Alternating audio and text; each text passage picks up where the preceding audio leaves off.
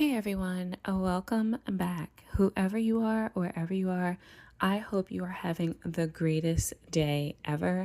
I'm sending you well wishes. You are an amazing person. You get one life. Make it spectacular. Okay, that was my one per motivational speech. Now let's have a quick chat about The Mandalorian and Grogu. And when I say a quick chat, I mean a quick chat. And bless their hearts, whoever is talking about this over 20 minutes, sending all love to them, but they are definitely like fluffing it up for runtime because nothing new happens in this movie. Did I love it? Absolutely, but I'm biased because I absolutely love the Mandalorian TV show.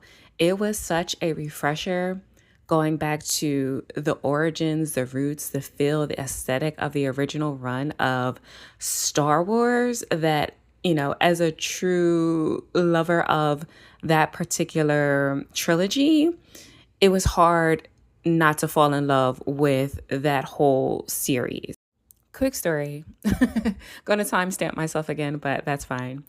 I remember when I was a little girl, one summer, and back then summer was just like magical. And I'm coming in from playing in the backyard as kids did back then. Have no idea what they do now, but it's a warm, beautiful, bright summer. I'm coming in for lunch with my grandma.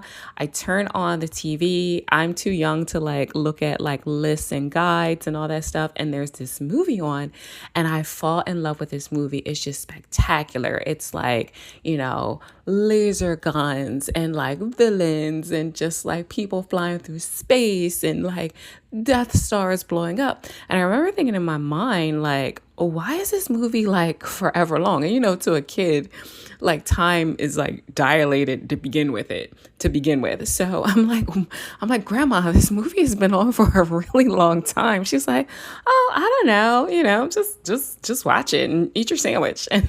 And like many years later is when I finally realized is when I watched the whole original trilogy, like back to back, and had no idea. I thought it was literally just like one super long movie. And I'm like, I wonder how many people discovered Star Wars that way.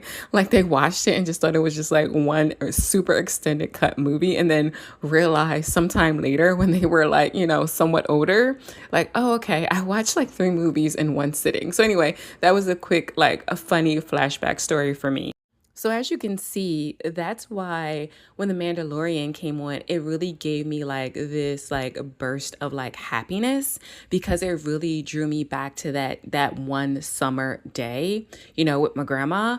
And it was like the aesthetic of it. It was like, the palette, like the vibrant colors, but not too strong on the eyes, not too dark where I'm like squinting, like what's happening. All the characters, fell right into place with like this epic space opera. I love the story of like Grogu and like his adoptive father. I loved the Mandalorian's redemption arc. I love all the side characters. Carl Weathers, he was just like, bless his soul. He was just like the 80s like superhero. So to see him come back and still to be like big and lean and strong and tough, like again, it was just like this overwhelming bubbling feeling of nostalgia. So, and Jon Favreau is just like an awesome director and writer, as we've seen like with Marvel. So it was like this sense of amazingness when Disney finally got it right when they did a spinoff of Star Wars. And I know some people are really a big fan of like episodes, the episodes they did like back in, what is that, like the late 90s, early 2000s. I was not a fan of those except for like episode 3 when we see him really like Darth Vader, like really like be born. I thought that was like a really good movie, even though it was like super dark. But as far as like the continuation episodes, what it was like 7, 8, and 9, I watched like episode 7 with like, and Kylo Ren was like my favorite character, but I honestly couldn't tell you about anybody else. So to see them kind of like go back to like grassroots, the original feel, the original tone, the original like going back almost as close to the original storyline that we all kind of like fell in love with, it was like Mandalorian instant classic for me. So that's just laying some like foundation there as to why I am biased. And I know I'm late to the cocktail party, so I'm sure many people have already seen this, but just in case you haven't, spoiler alert. So going into the movie, you are getting exactly what you came for.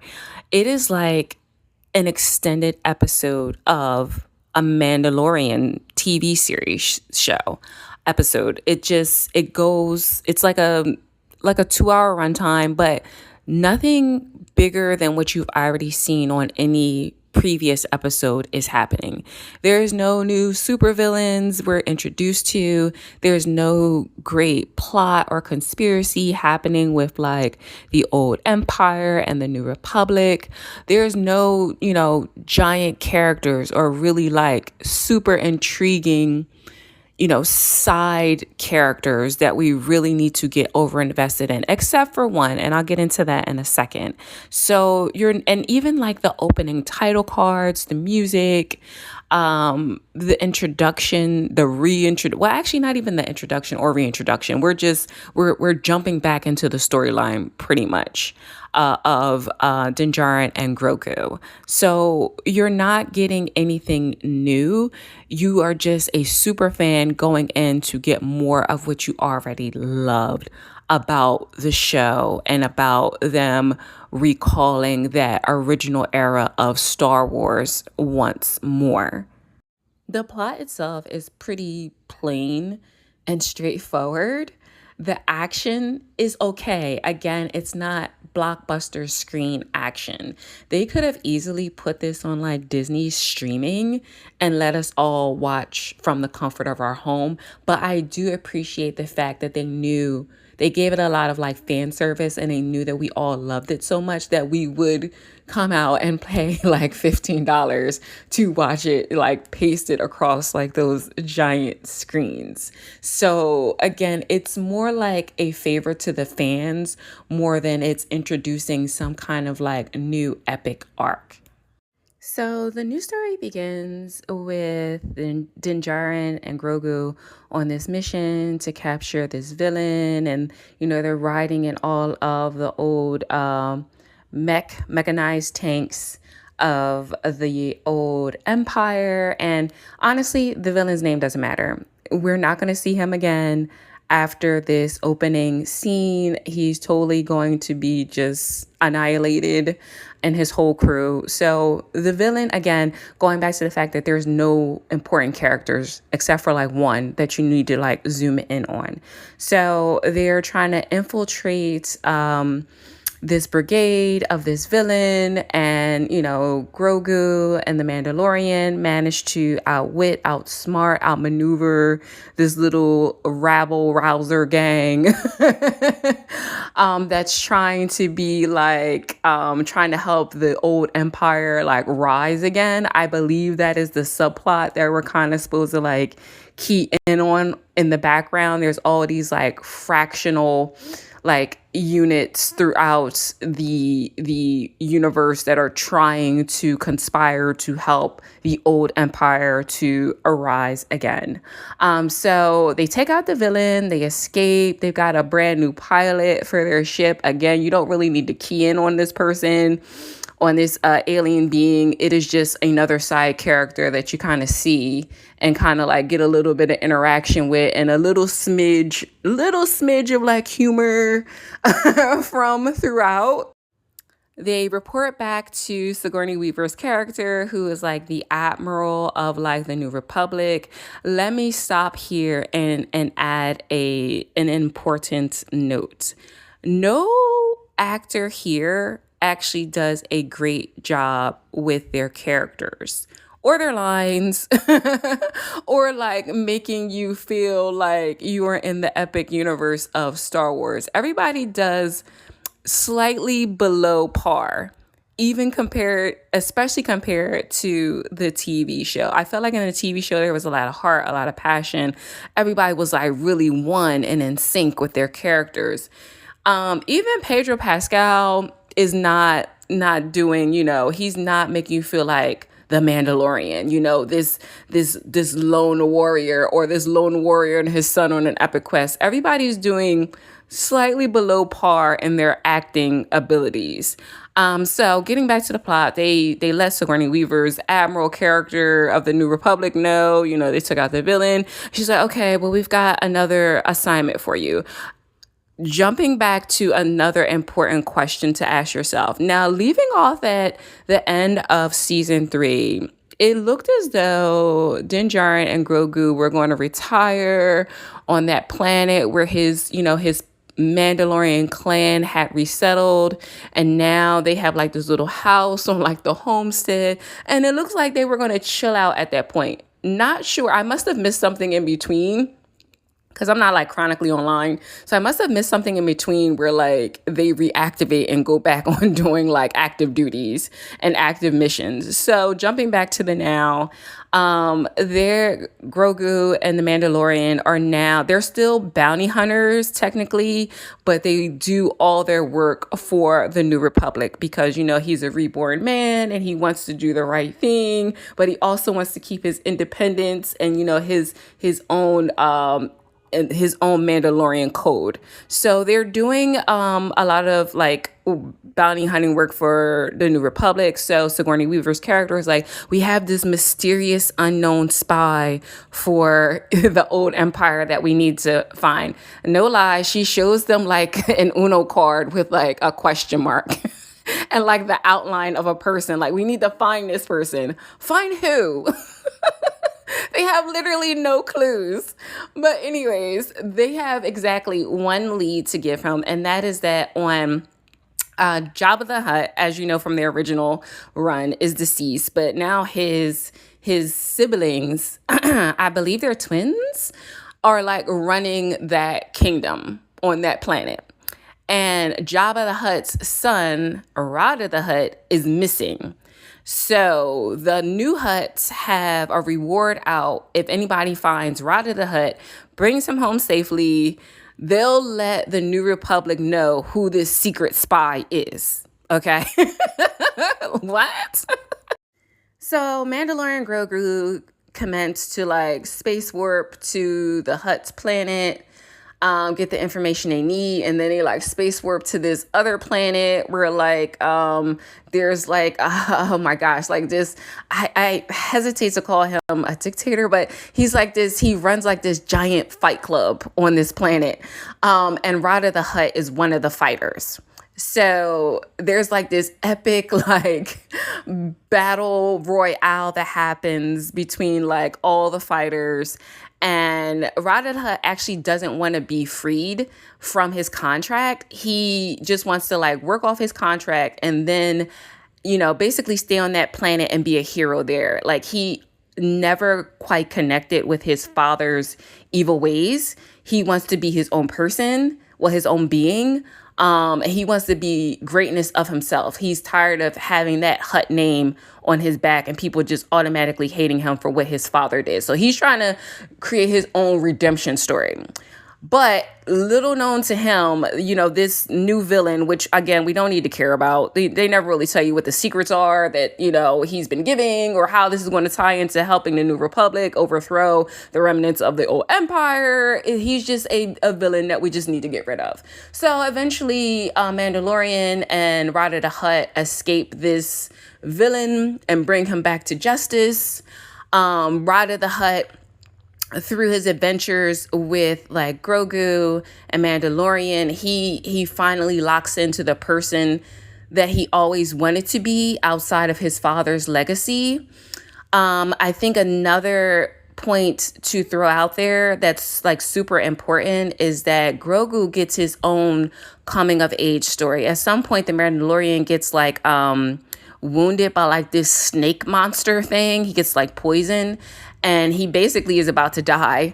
The little Bob the Builder people come to help save him, but their ship is too small. He obviously can't escape on that ship. So he kind of like passes out in the middle of the forest. Grogu stays with him, finds like this shrimp looking like bayou back creature, like grandpa back creature. who gives him this remedy to, of course, save the Mandalorian at the absolute last second. But that's not the important part. The important part is that we see Grogu, this little boy who's no longer an infant. He's, I guess, becoming the equivalent of like maybe like a 10 to 12-year-old. And he's trying to save his father, and he's keeping him alive, giving him water. You know, he's doing his meditations. He's like trying to like heal him. And we start to see Grogu grow up a little bit and kind of like lean more into his abilities, his power, his personal strength, you know, outside of just being the heir of the Mandalorian. And that's key. It's key because it leads into like the third important item to keep in mind as you're watching like the tone and the themes like flow out. I thought it was pretty cool because remember in the original run where like Jabba, Boba Fett and Jabba the Hutt were like the villains. And now we get the Mandalorian and Rada the Hutt becoming the heroes. So there's like this whole 360 return to that moment where we get to see persons and beings who were supposed to be the villains suddenly becoming the epic heroes, even above the soldiers and the recruits of the new empire. So if we're going to take anything out of this movie, we're taking the evolution of self out of this movie. We have these three characters. We've got Rada, we've got Din Djarin, we've got Grogu, who each in their own way grow and become outside of the assignment they were supposed to have. They find their internal monologue, their true self. And through, of course, the power of friendship and kinship, they rise above, you know, the assignments that society tried to give them.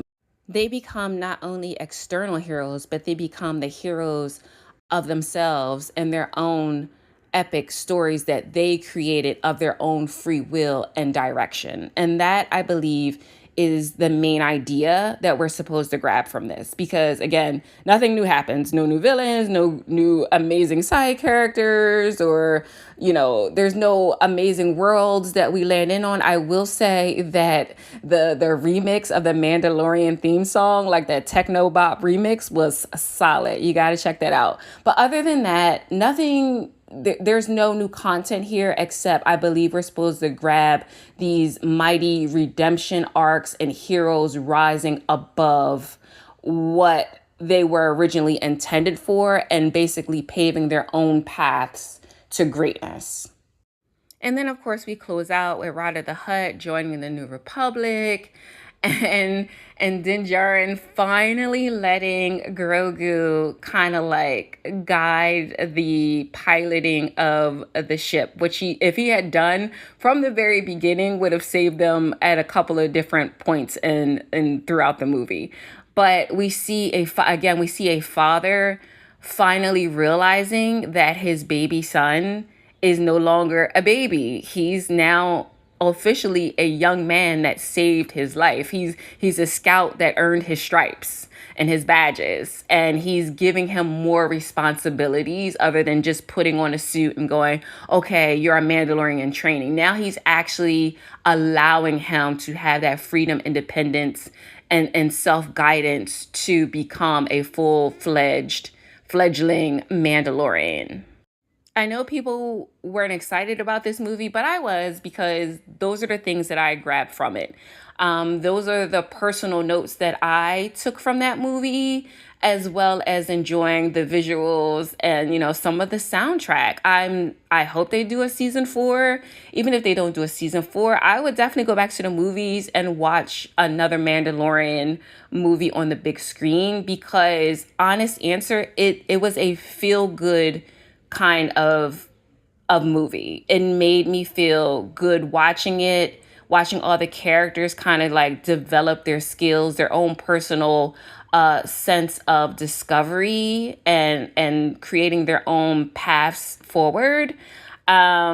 I definitely recommend it if you are a true fan. If you're not a fan of the series, you probably are not going to F with the Mandalorian and Grogu movie. But if you are, it's going to be a nice little refresher course in the journey of a father and son, and just seeking out the heartbeat of the universe, a family, a friendship, of kinship.